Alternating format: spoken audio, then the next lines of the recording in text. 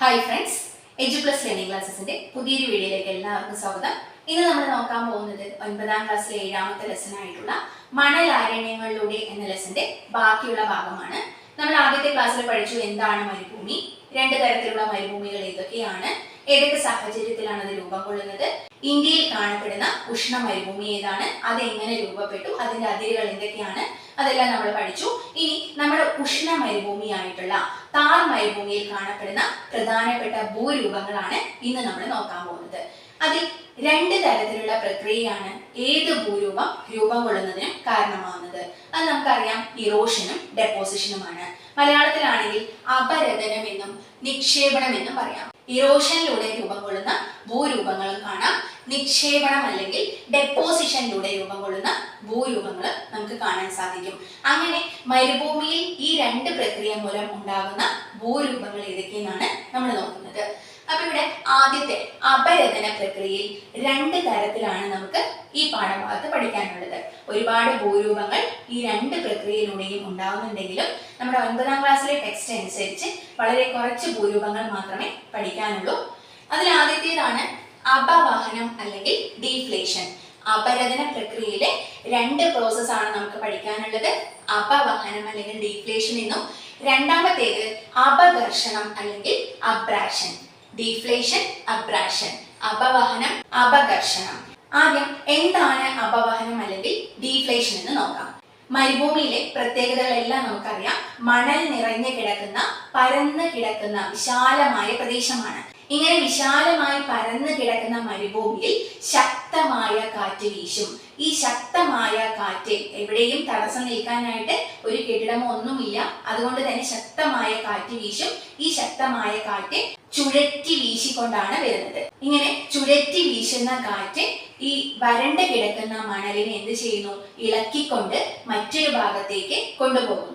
ഈ കൊണ്ടുപോകുന്ന പ്രക്രിയ നമ്മൾ പറയുന്ന പേരാണ് ഡീഫ്ലേഷൻ അല്ലെങ്കിൽ അപവഹനം. ഇങ്ങനെ കാറ്റിലൂടെ മണൽത്തരികൾ നീക്കം ചെയ്യപ്പെടുന്ന പ്രക്രിയയാണ് എന്ന് പറയുന്നത് അപവഹനം അല്ലെങ്കിൽ ഡീഫ്ലേഷൻ എന്ന് പറയുന്നത്. കാറ്റിലൂടെ മണൽത്തരികൾ നീക്കം ചെയ്യുന്ന അപരദന പ്രക്രിയയാണ് അപവഹനം അല്ലെങ്കിൽ ഡീഫ്ലേഷൻ എന്ന് പറയുന്നത്. ഈ കാറ്റ് വളരെ ശക്തമായി തുടർച്ചയായി ഒരു പ്രദേശത്ത് വീശുകയാണെങ്കിൽ ആ പ്രദേശത്തുള്ള മണൽത്തരികൾ ഇളകി മാറി അവിടെ ഒരു ആഴം കുറഞ്ഞ ഒരു കുഴിയായി രൂപപ്പെടും. ഈ ആഴം കുറഞ്ഞ് രൂപപ്പെടുന്ന ഗർത്തങ്ങളെ പറയുന്ന പേരാണ് അപവഹന ഗർത്തങ്ങൾ. അപവഹന ഗർത്തങ്ങൾ. അപ്പൊ അപവഹന പ്രക്രിയ അല്ലെങ്കിൽ ഡീഫ്ലേഷനിലൂടെ രൂപം കൊള്ളുന്ന ഭൂരൂപമാണ് അപവഹന ഗർത്തങ്ങൾ അല്ലെങ്കിൽ ഡീഫ്ലേഷൻ ഹോളോസ് എന്ന് അറിയപ്പെടുന്നു. ഇതേപോലെ ശക്തമായ കാറ്റ് വീശുന്ന സമയത്ത് ഏതെങ്കിലും ഒരു ഭാഗത്ത് ഉയർന്നു നിൽക്കുന്ന ശിലകൾ ഉണ്ടെങ്കിൽ ആ ശിലകളിൽ ഈ ശക്തമായ കാറ്റ് തട്ടുകയും ഈ ശക്തമായ കാറ്റ് കാരണം ശിലകളിൽ നിന്നും പൊടികൾ അടർന്ന് താഴോട്ട് വീഴുകയും അത് ഗുഹകളായി രൂപപ്പെടുകയും ചെയ്യുന്നു. ഇങ്ങനെ അപവഹന പ്രക്രിയയിലൂടെ രൂപം കൊള്ളുന്ന രണ്ട് ഭൂരൂപങ്ങളാണ് ഡീഫ്ലേഷൻ ഹോളോസും ഗുഹകൾ അല്ലെങ്കിൽ അപവഹന ഗർത്തങ്ങളും ഗുഹകൾ അല്ലെങ്കിൽ കേവ്സ്. ഇത് അപവഹനം എന്നുള്ള പ്രക്രിയ മൂലമാണ് രൂപം കൊള്ളുന്നത്. ഇനി അപരദനം അല്ലെങ്കിൽ ഇറോഷനിലെ രണ്ടാമത്തെ പ്രക്രിയയാണ് അപഘർഷണം അല്ലെങ്കിൽ അബ്രാഷൻ. അപഘർഷണം അല്ലെങ്കിൽ അബ്രാഷൻ. ഘർഷണം എല്ലാവർക്കും അറിയാം. രണ്ട് വസ്തുക്കൾ തമ്മിൽ സമ്പർക്കത്തിലാവുന്ന സമയത്താണ് ഘർഷണം ഉണ്ടാവുന്നത്. അപ്പൊ ഇതേ ഘർഷണം തന്നെ മരുഭൂമിയിൽ സംഭവിക്കുന്നു. എന്താണ് അപഘർഷണം എന്ന് നമുക്ക് നോക്കാം.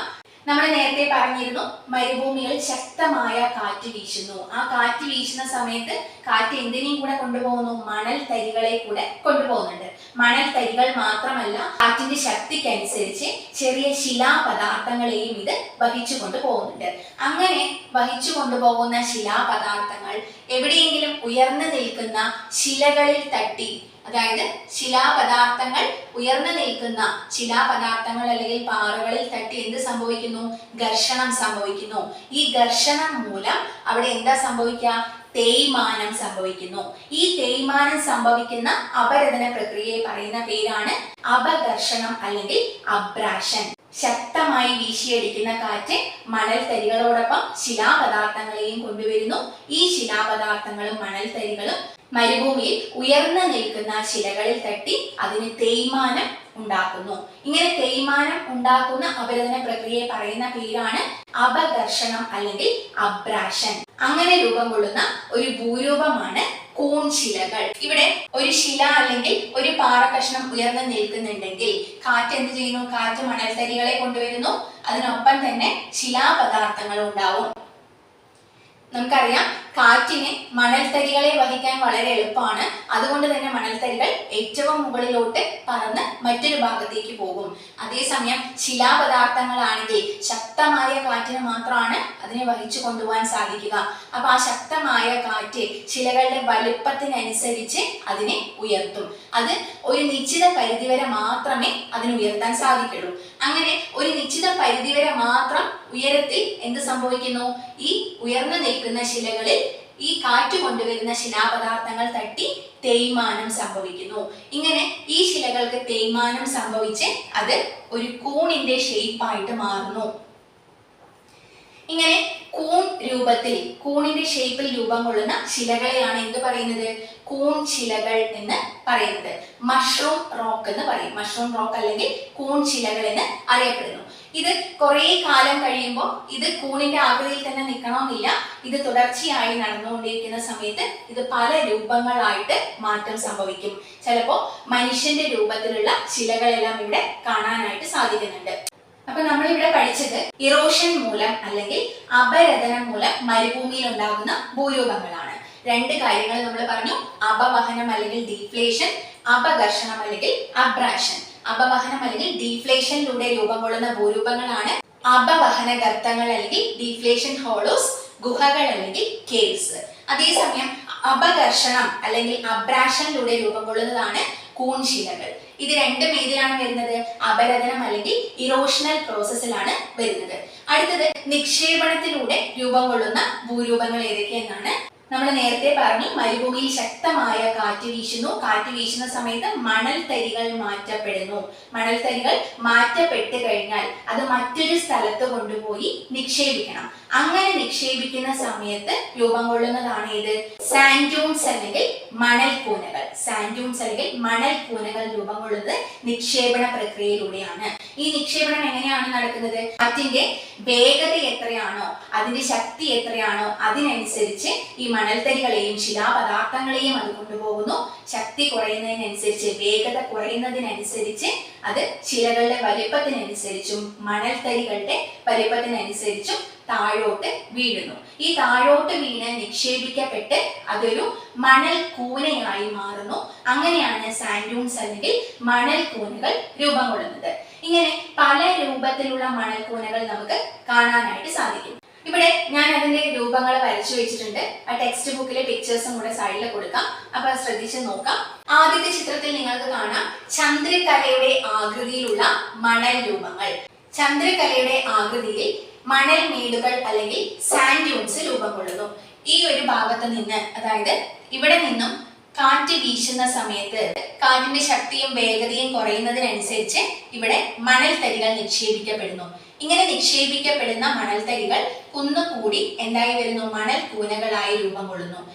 ഈ ഒരു ഭാഗത്ത് നിന്നാണ് കാറ്റ് വീശുന്നതെങ്കിൽ ഈ രണ്ട് ഭാഗത്തോട്ടും രണ്ട് അറ്റങ്ങൾ രൂപപ്പെടും. അല്ലെങ്കിൽ വിങ്സ് ഫോം ചെയ്യും. രണ്ട് വിങ്സ് ഉള്ള ചന്ദ്രക്കലയുടെ ആകൃതിയുള്ള രണ്ട് പോയിന്റ് ഉള്ള ആ രൂപത്തെയാണ് നമ്മൾ എന്ത് പറയുന്നത്? ബർച്ചൻസ് എന്ന് പറയുന്നത്. ബർച്ചൻസ് അല്ലെങ്കിൽ ബർക്കൻസ് എന്ന പേരിൽ അറിയപ്പെടുന്നത്.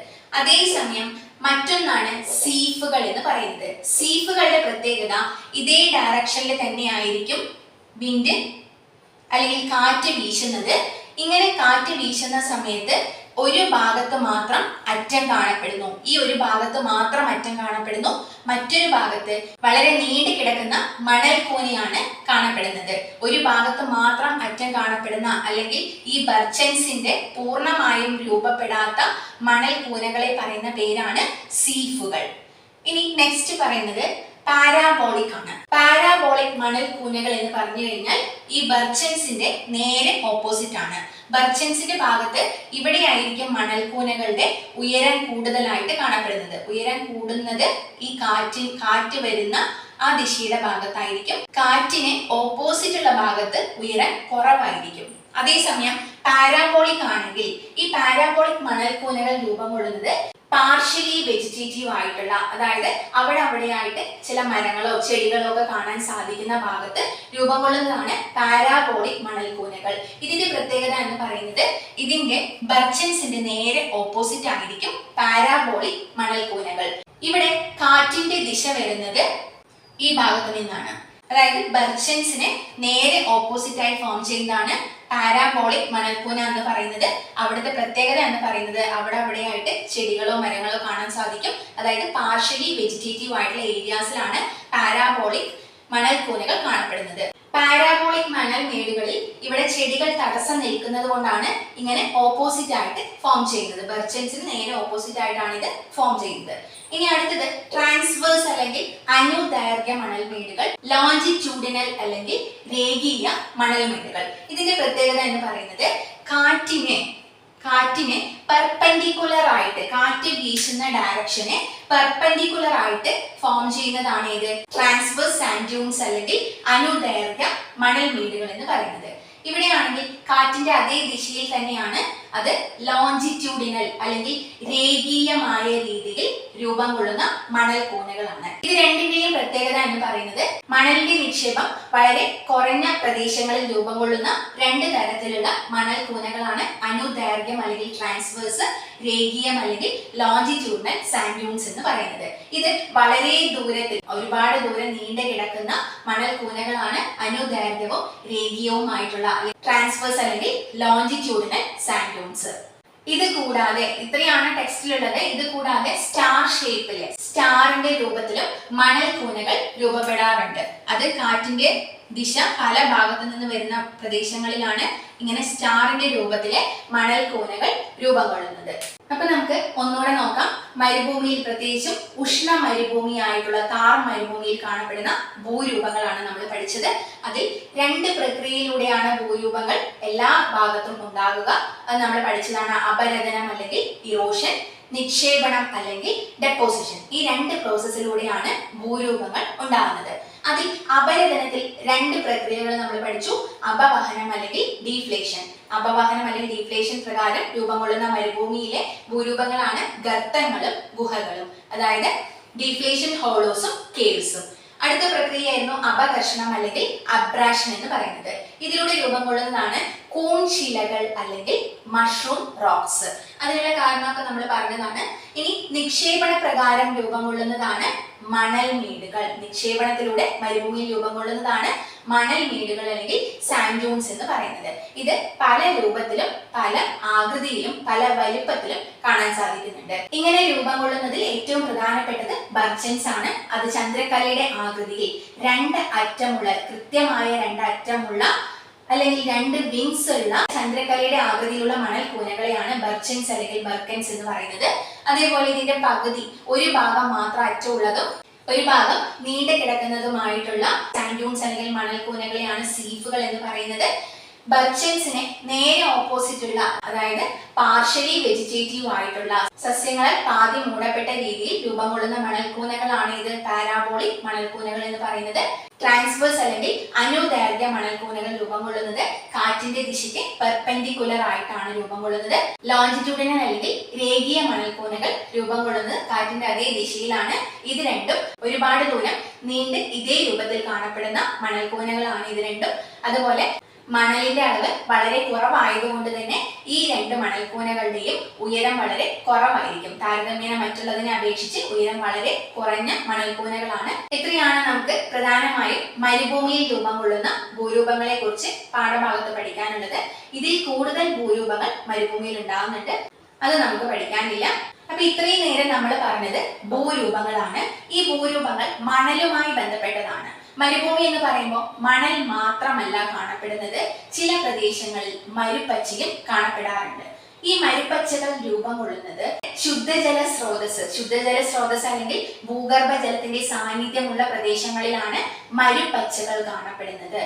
ഇങ്ങനെ ശുദ്ധജല സ്രോതസ്സിലൂടെ രൂപം കൊള്ളുന്ന ഫലഭൂയിഷ്ഠമായ പ്രദേശത്തെയാണ് മരുപ്പച്ചകൾ എന്ന് പറയുന്നത്. മരുഭൂമിയിൽ ശുദ്ധജല സ്രോതസ്സുകൾ വഴി രൂപം കൊള്ളുന്ന ഫലഭൂയിഷ്ഠമായ പ്രദേശത്തെയാണ് നമ്മൾ മരുപ്പച്ചകൾ എന്ന് പറയുന്നത്. ഈ പ്രദേശങ്ങളിലായിരിക്കും കൂടുതൽ ജീവജാലങ്ങൾ ഉണ്ടാവുക. അതുപോലെ ഏതെങ്കിലും തരത്തിലുള്ള ചെറിയ കൃഷി നടത്തുന്നതുമെല്ലാം ഈ പ്രദേശങ്ങളിലാണ്.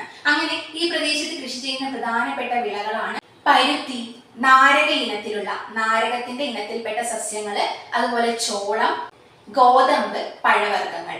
മരുപ്പച്ചയിൽ കൃഷി ചെയ്യുന്ന പ്രധാനപ്പെട്ട സസ്യങ്ങളാണ് ഗോതമ്പ്, ചോളം, നാരക ഇനത്തിലുള്ള സസ്യങ്ങൾ, അതേപോലെ തന്നെ പഴവർഗ്ഗങ്ങൾ, പരുത്തി. ഇനി നമുക്ക് അടുത്തത് കാലാവസ്ഥയെ കുറിച്ചാണ് പഠിക്കാനുള്ളത്. മരുഭൂമിയിലെ കാലാവസ്ഥകൾ എങ്ങനെയാണ്, ജീവജാലങ്ങൾ എങ്ങനെയാണ് അവിടെ കഴിയുന്നത്, ഏത് തരത്തിലുള്ള ജീവജാലങ്ങളാണ് കാണപ്പെടുന്നത്, അതുപോലെ മനുഷ്യന്റെ ജീവിതവും മരുഭൂമിയുടെ ഇത്രയും പ്രതികൂല സാഹചര്യങ്ങളെ മനുഷ്യൻ എങ്ങനെയാണ് ജീവിക്കുന്നത്, ഈ കാര്യങ്ങളൊക്കെയാണ് പഠിക്കാനുള്ളത്. അപ്പൊ ഈ ഒരു ക്ലാസ് നിങ്ങൾക്ക് മനസ്സിലായെന്ന് കരുതുന്നു. എന്തെങ്കിലും ഡൗട്ട് ഉണ്ടെങ്കിൽ കമന്റ് ആയിട്ട് ചോദിക്കാം. ക്ലാസ് യൂസ്ഫുൾ ആയെങ്കിൽ മറ്റുള്ളവർക്കൊന്ന് ഷെയർ ചെയ്ത് കൊടുക്കുക. അതോടൊപ്പം വീഡിയോ ലൈക്ക് ചെയ്യാനും ചാനൽ സബ്സ്ക്രൈബ് ചെയ്യാനും മറക്കരുത്.